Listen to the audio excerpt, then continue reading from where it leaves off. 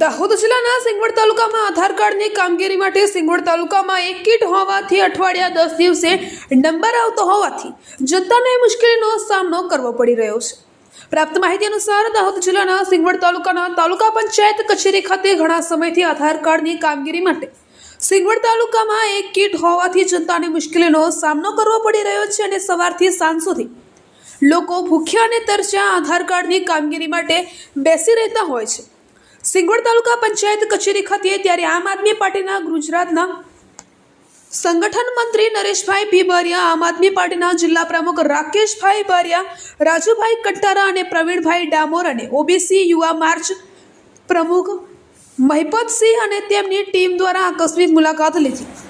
ત્યારે અઠવાડિયાથી લોકો હેરાન પરેશાન થાય છે, કામ થતું નથી, તેથી સરકારથી જનતા નારાજ છે। જેથી નરેશભાઈ બારિયાને લોકોની પોતપોતાની વેદના જણાવી હતી। આધાર અપડેટ માટે લોકોની લાઈનો પડી છે, પણ અધિકારીઓના પેટનું પાણી હલતું નથી। આ બાબતે કોઈ અધિકારીઓ ધ્યાન રાખતા નથી, માત્ર અધિકારીઓને ટકાવારી લેવામાં રસ હોય તેવું લોકમુખે ચર્ચા થતી જોવા મળે છે।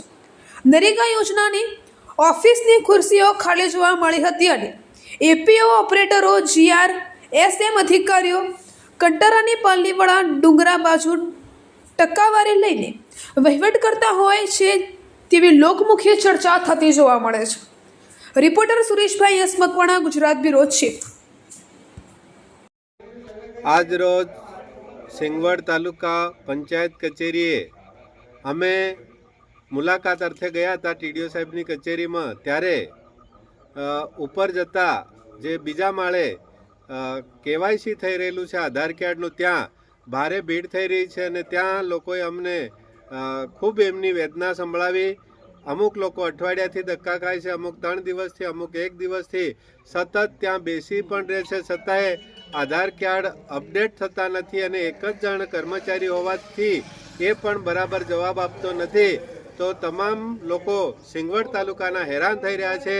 તો મારી સરકારને તથા ટીડીઓ સાહેબને, ડીડીઓ સાહેબને અને સરકારને પણ વિનંતી છે કે આ લોકો વારંવાર ધક્કા ખાય એના કરતાં 1 થી 2 કેન્દ્ર તમારે ખોલી આપવા જોઈએ અને એ ના થાય તો આ કેવાયસી છે લાંબો ટાઈમ ચલાવો એટલે ભીડ ઓછી થાય એવી અમારી માંગ છે।